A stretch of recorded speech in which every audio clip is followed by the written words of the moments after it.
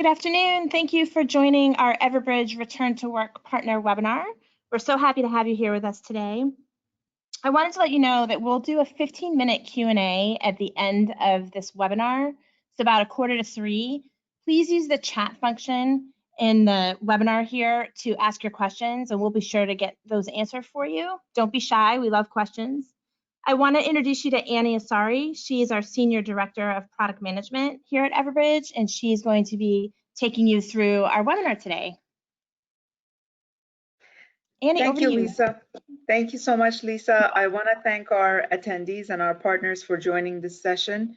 And I would love to walk our partners through what we are doing to help our customers get back to work and reopen their businesses and their organizations. We know that a lot of these organizations are facing a lot of challenges, especially global organizations who have locations in the US, in Europe, in APAC. Each location has different rules, different regulations, different guidelines. Even in the US, from state to state, organizations are facing different regulations and different guidelines. So it has increased the challenges for going back to work. Not only people have to worry about the safety of their own employees, but also making sure that they meet compliance of the location that they're operating in. Now imagine if you have hundreds of locations, this is just multiplied by that number. So you have all of these locations that you have to manage. Many of these organizations are taking a phased approach. So we are also working to help them with the phased approach. For example, they may have occupancy requirements. They may be able to bring in only 25% or 50% of their employees. What can we do at Everbridge to help them in this journey? So let's go ahead and take a look at what we are trying to bring to our customers and help them in this journey. Our solutions for those partners who may not know are focused around critical events management. Everbridge is a critical events management platform.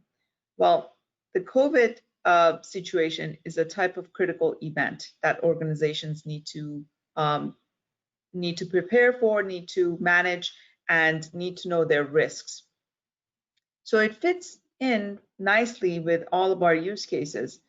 Basically, organizations need situational awareness. They need to know if there are any new cases within a mile of their buildings or within their buildings. So just like we always do, we provide our customers with situational awareness, specifically around the risk of new COVID cases, deaths, transportation disruptions, border closures, quarantines, and production stoppages and civil unrest. Now, this doesn't mean that we don't send in the other types of risks. As you know, we have our own risk intelligence monitoring center that's monitoring 22,000 sources of information. And we know that inclement weather or civil unrest doesn't stop because we are in the middle of a pandemic. So our customers still need to have all the situational awareness that we have been providing them. And we are continuing to bring in all of those global risks into the platform. What we have done here is that we have created a dedicated view for COVID-related risks, so they can see that in a dedicated feed. We have also provided our customers with a contact tracing mobile app. We already have a mobile app. Our mobile app has a ton of functionality, especially around safety of employees. And we have focused on building contact tracing into our mobile app by leveraging Bluetooth technology. And we'll talk a little bit more about that. As you may know, we have a crisis management module, which is focused around helping organizations manage a crisis as it's happening. For example, activating task lists and making sure that responders can respond to the incident and update their status of tasks. Our crisis management module now has some templates related to return to work, and our customers can leverage those templates for their return to work operations.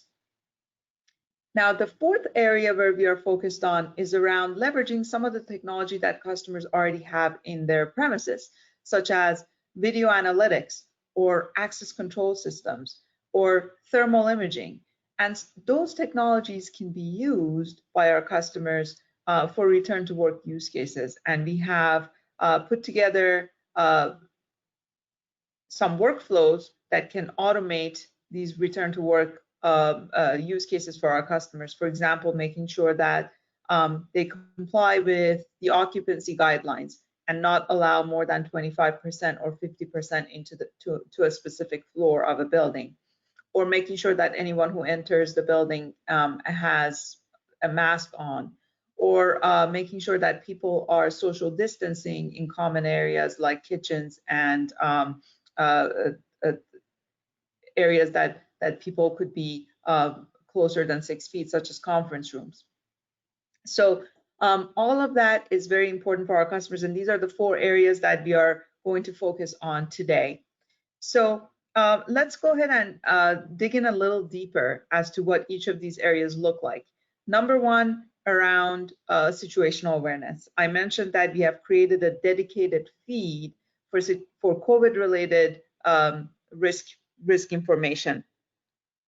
Our customers can build rules and say, show me if there's a new COVID case within half a mile of my building, or show me if there's a new COVID case within a mile of my building in UK. Those are the kinds of rules that our customers are able to build. In addition to the risk data that's coming in, we are also showing our customers quarantine and curfews happening around the world. We are showing them border closures, transportation disruptions, trend of new cases, and as you can see, total confirmed cases. So the sources of that are things like CDC. We are using Johns Hopkins, European CDC. A number of different sources are referenced here that we pull in from, and we consolidate the data, and we show that in our consolidated COVID-related feed. Now, we talked about how other incidents don't stop because we are in the middle of a pandemic. We saw that with the civil unrest. We are seeing that with the hurricane season. We know that things like hazmat, fire, those things are not stopping. So our customers are still impacted by these, and we need to continue to show them in our situational awareness feed, which we have been bringing to our customers for a long time. Natural disasters, with hurricanes and typhoons, we had a customer in Texas the other week, and they were impacted by a tornado. They fortunately, no one was hurt, and their operations are back to normal, but we were able to visualize that risk for them in the portal, and it just goes to show that inclement weather and other types of risk are not stopping. We also know that a lot of customers like Walgreens, like CVS, they are seeing production stoppages, and they're seeing their supply chain getting impacted. And those are just some example customers that I mentioned in retail, but customers across the board are feeling the impact of supply chain disruptions during this pandemic. And what we are doing in the portal is that we are allowing our customers visualize their supply chain routes and their key suppliers so that they can assess the risk to those key suppliers and to the supply chain routes and be able to react. For example, if one of the supply chain routes is being impacted by inclement weather, our customer will be able to reroute shipment or get a shipment from another supplier and be able to reduce the risk to the business. Now, another very exciting thing that has happened recently that we want to bring to our partners' attention is the acquisition of CNL. CNL is a company based out of UK, and they are focused on physical security information management, a PSIM platform. However, they have a lot of IoT integrations, and the CNL acquisition has allowed us to expand our vision for CEM. Our critical events management platform has always done a great job of bringing in risk from a region all the way to a neighborhood. We have those hyper local alerts that we bring in. So we bring in the natural disasters, terrorist attacks, civil unrest, transportation disruptions. We've always been very good at doing this, and we have a team of analysts, 50+ analysts that are curating a risk data feed for us, which we bring into the platform. That's our Risk Intelligence Monitoring Center, which we visualize in the platform for our customers. Now, with the CNL acquisition and with bringing in their product, which is called Control Center, into the fold of critical events management, we have the ability to visualize events from inside a customer's building, inside of their perimeters. This means that we can visualize fire alarms, we can visualize door forced open, we can visualize intruder alerts, things that are happening on a customer's in customers' buildings or in their premises, and be able to bring that to them in one common operating platform. We find that this is very powerful for our customers in the federal vertical, in transportation, for example, airports, in corporate vertical where with FinServ, technology, and pharmaceuticals. And the fact that we are able to expand the vision for critical events management has been resonating very well with these customers, because ultimately they want to see the risk from outside, and they want to be able to see the risk from inside of their premises as well. So what does this mean? It means that we are taking in a lot of different data types into our platform. We are taking in global risk intelligence, as we always have. This is the one coming from our Risk Intelligence Monitoring Center. We are taking in critical data from IT ticketing systems. We are taking critical information from other tools like IT monitoring systems or some industrial incident management tool. We are able to bring that into our platform, and we are able to bring in device-related information and sensor-related information from Control Center. That's the CNL product that I just mentioned. Things like access controls or fire alarms, intruder detection, information from various sensors on the floor, on a floor plan of a building or in a manufacturing facility, bringing in CCTV camera feeds, bringing all of that into our critical events management platform and our organic CEM orchestration that allows us to correlate that to our customers' assets and be able to activate a workflow based on that. That workflow would be our own organic crisis management module, or the ability to send out a life safety wellness check to that customer's employees and be able to act. So these types of data sets are coming into our platform. We would correlate it against our assets, and we will activate the workflows that our customers want to activate.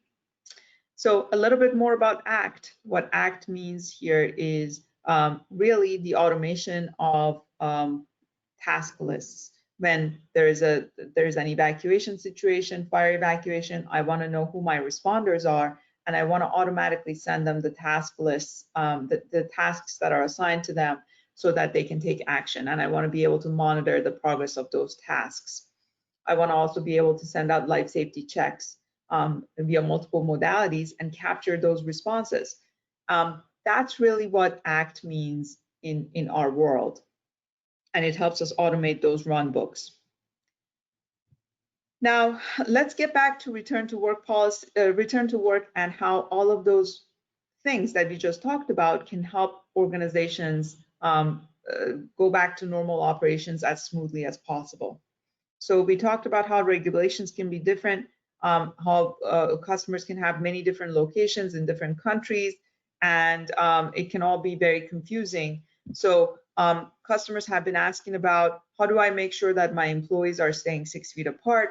How do I make sure that I'm only letting in people who are healthy or don't have a fever? How do I make sure that I can do a daily attestation and make sure that people who are coming in at least say that they don't experience any symptoms? So we've taken that feedback and we've come up with a number of workflows for our customers to use to answer those questions. Number one, it's really important to be able to manage the complexity. If you're a global organization, as many of the Everbridge customers are, you may have locations in multiple states in the US, as well as in Europe, London, Paris. Each location could have a different set of rules for reopening or a different set of guidelines. So we are helping our customers create a specific task list for each of those locations and be able to activate them. As you can see, I have a task list for London, one for Boston, one for Paris.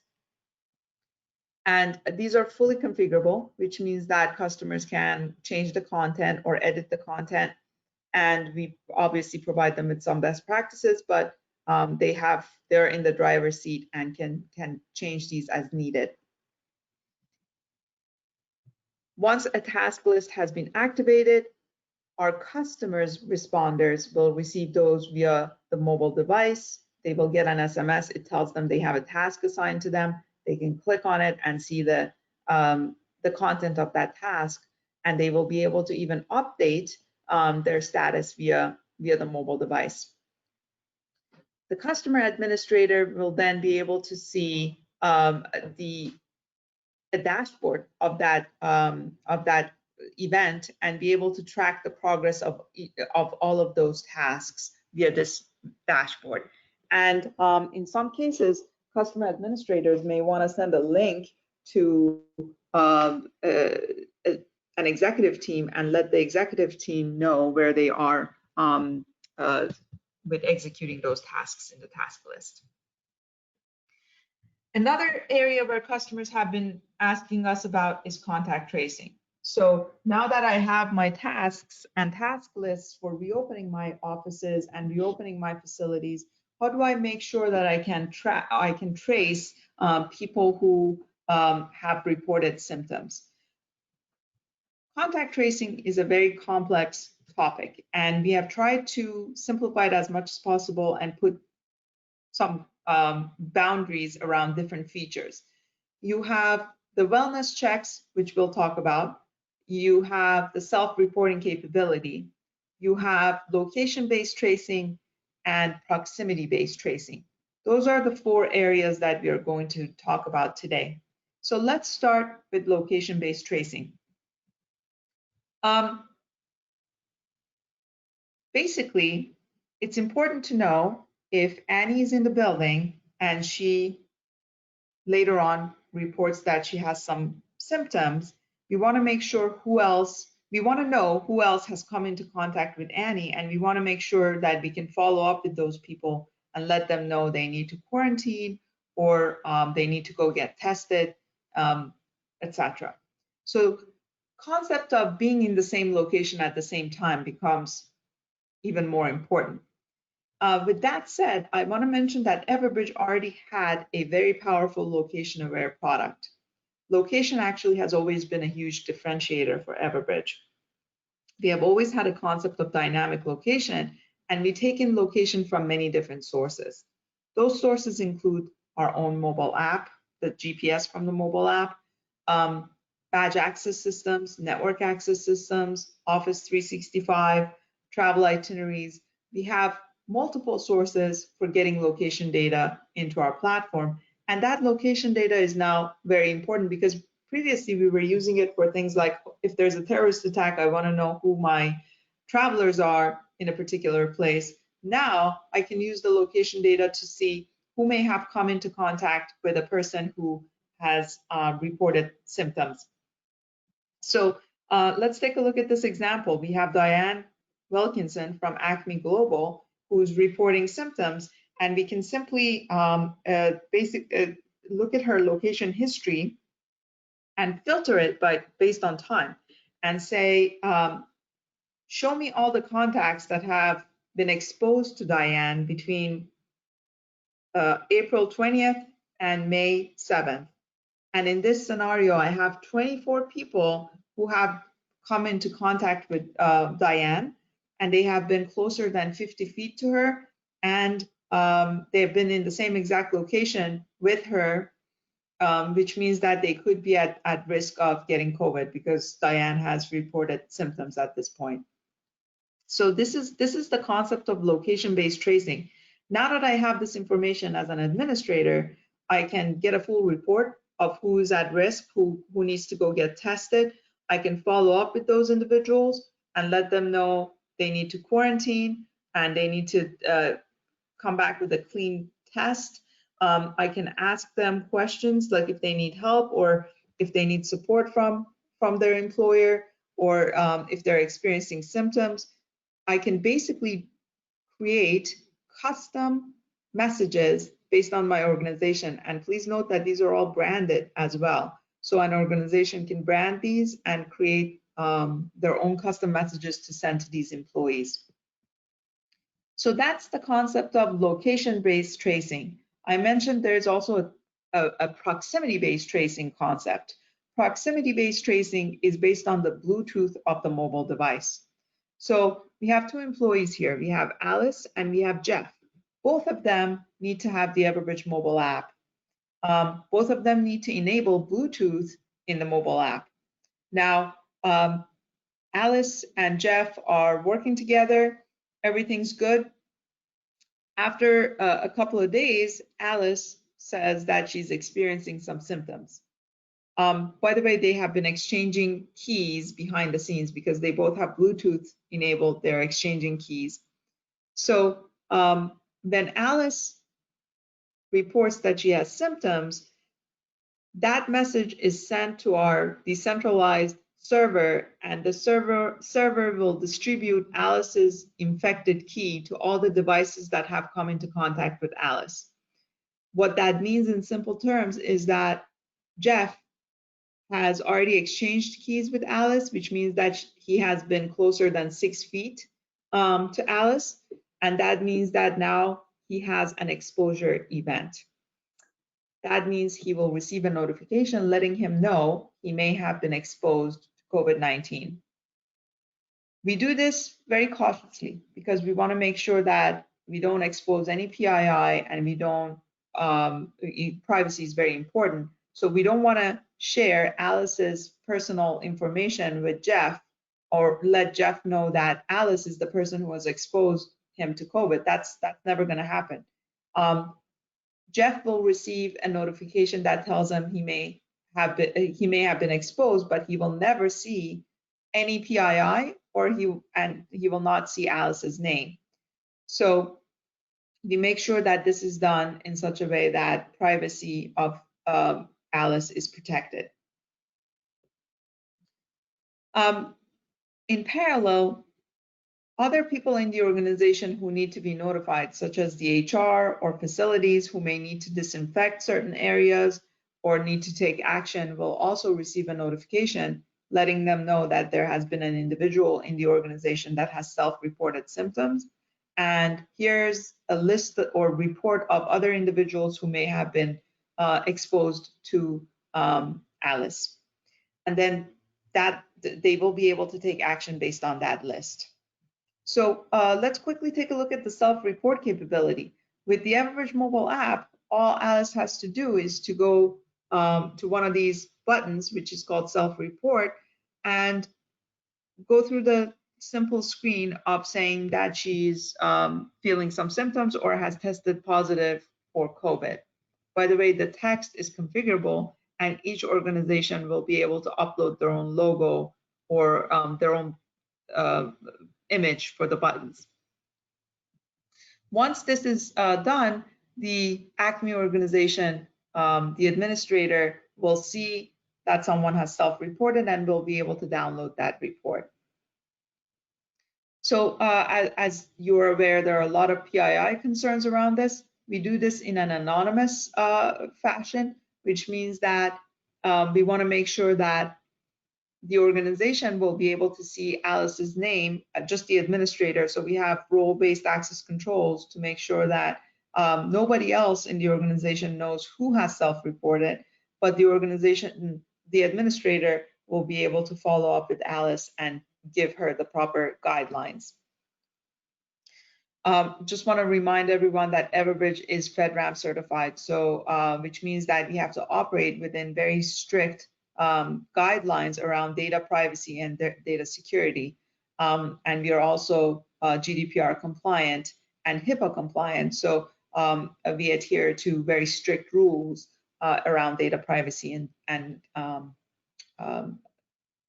protecting individual privacy.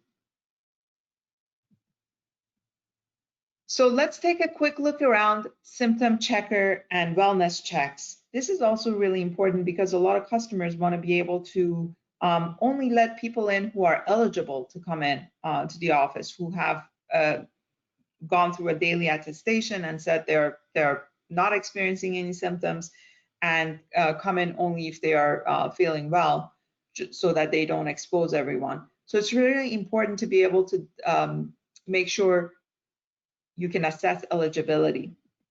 This is why a lot of organizations want to send out a daily wellness check.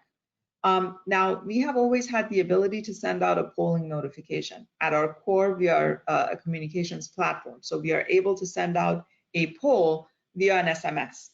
The poll would have one question in it, which means organizations can simply do, have you tested positive for COVID in the past 24 hours, or are you experiencing any symptoms? And they can also create a bunch of answers, up to 9, so that the end user can select the appropriate answer. Organizations can then easily pull a report and see all the responses and determine who has who is eligible to come in and who is not eligible to come in.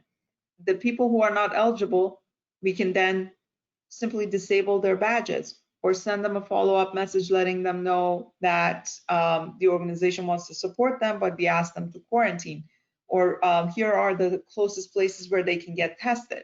So based on that report, organizations can automate the next action to these employees.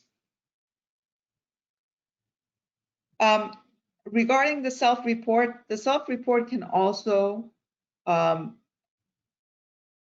help organizations quickly determine who are the people who may have been exposed. We walked through this workflow a few minutes earlier, and the contact tracing team within an organization will be able to quickly determine who are the exposed contacts.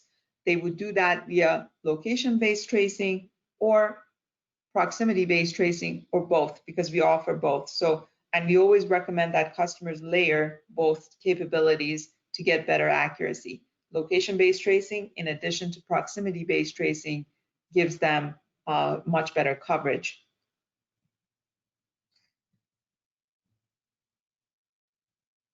So all of this is really with one goal in mind. The goal is to be able to contain the speed of the spread and make sure that we protect the people who are coming into our offices and prevent individuals from exposing other individuals to COVID. With the symptom checker, organizations can simply actually create a button in the mobile app and basically have a form that asks a few questions. This is not like polling. Polling is only one question for a daily attestation. Symptom checker could have multiple questions in it, and it could be a short form that an end user can use to determine whether they have COVID or not. Some organizations are going to want to redirect to their state or their country's version of CDC and use that symptom checker. They can certainly do that with our product. It's very configurable. You can redirect to one of those official sites, or you can create your own questions and have them show up behind your organization's brand. So that's really up to the organization as well. Now, finally, the third thing that I wanted to mention here is around area monitoring. This is taking advantage of all the tools that you already have in place, such as video analytics, such as access controls, such as temperature monitoring. So let's walk through a few workflows that our customers are using today. Number one, customers may want to, if you have video analytics in your premises, you may want to use that video analytics for social distancing purposes. Consider an airport. They often have lots of cameras in the terminals, and those cameras with video analytics software behind it can determine if people are closer than 6 feet to each other. Our Control Center product can then activate a workflow because Control Center integrates with video analytics, and it can activate a workflow that says, if people are closer than 6 feet, maybe send a message to a digital signage or a PA system reminding people that they need to socially distance. It can also notify a facilities manager person to tell them to come in and maybe redirect people to different areas of the building, whatever their workflow might be. Another product that most organizations have in place and can be used are physical access control systems. Those are the badging systems. Badging systems are now becoming really important again, because if you have occupancy controls in place, for example, you need to have only 25% of your workforce or 50% of your workforce on the floor plan, you will be able to, once you hit that number, Control Center can actually send a message to your access control system and disable disable anybody else's badge or not let people in when they try to badge into that floor because you've exceeded your occupancy limits. Control Center can also activate a message over a PA system or digital signage, letting people know that we have reached our threshold for the number of people on that floor plan. We can also basically display all of those people on the floor plan within the Control Center product. Now, another thing that's important is, remember the self-report and daily attestation workflows. If somebody self-reports, we want to automatically disable that person's badge for 14 days. So the self-report event can actually trigger a workflow in Control Center to disable that person's badge, Alice's badge, for 14 days and not let her into the building for the next 14 days and deny her access. Or if someone during the daily attestation says that they have symptoms, we can do the same thing. We can also notify HR and facilities and the security teams, letting them know, here's a list of people that we can't let in for a specific amount of time because we need to have them quarantined.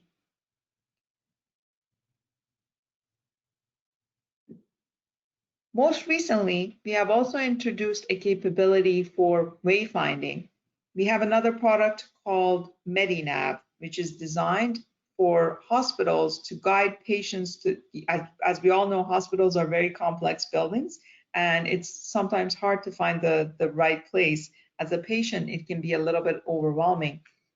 So MediNav is really designed for visitors to find where they need to go and basically guide them via a mobile app. This is a very powerful capability because now it can be used for safe navigation.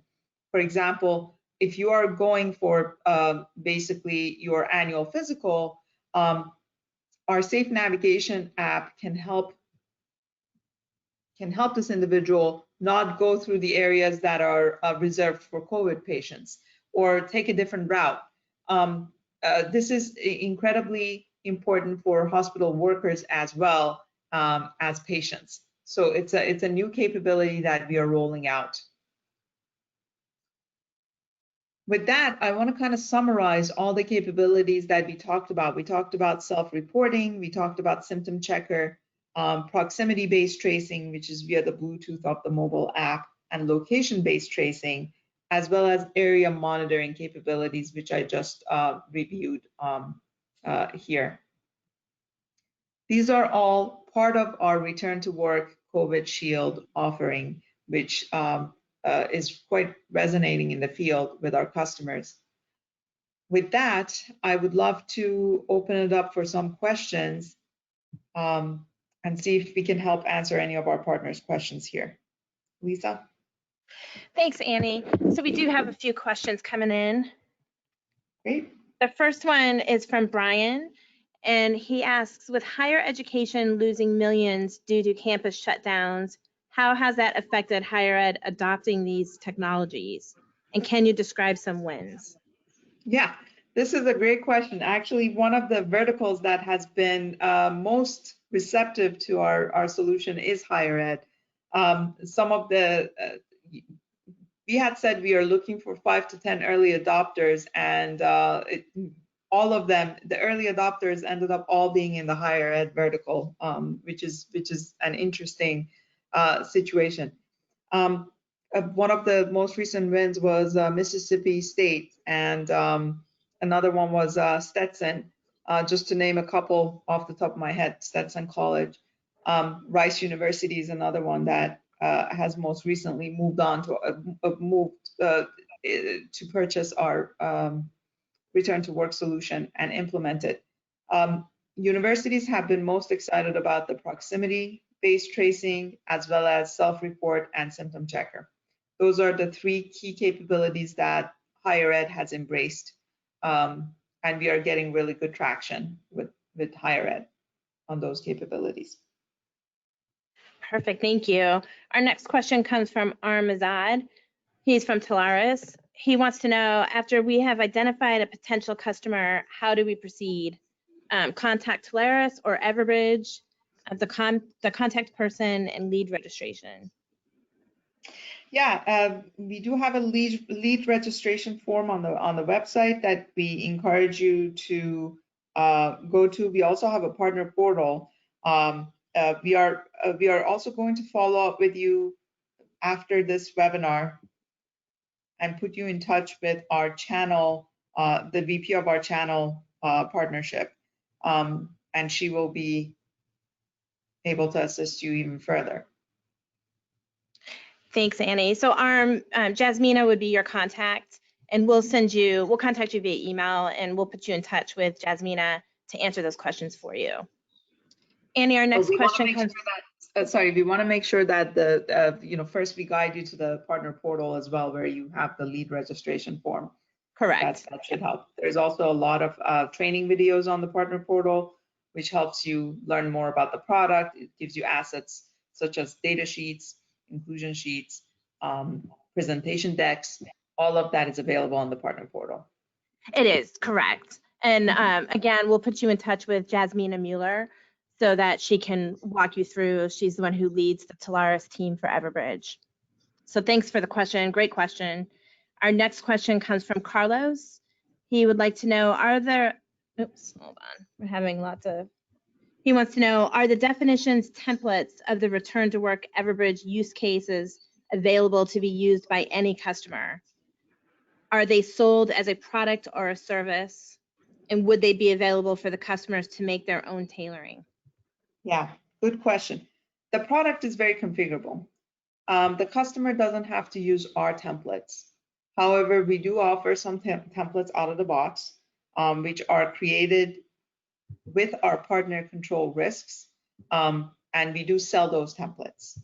But if a customer has their own templates and they want to use theirs, they can simply do that. At Everbridge, we are a software provider. We are not content providers. We do have partners like Control Risks that help with content, and those are the templates that I mentioned that are a great starting point for anyone who doesn't have their own templates. However, people can certainly build their own templates in the platform. Perfect. There are no more questions. We still have some time, so if anyone on the webinar has questions, please by all means send us a chat, and we'll answer them for you in the next few minutes.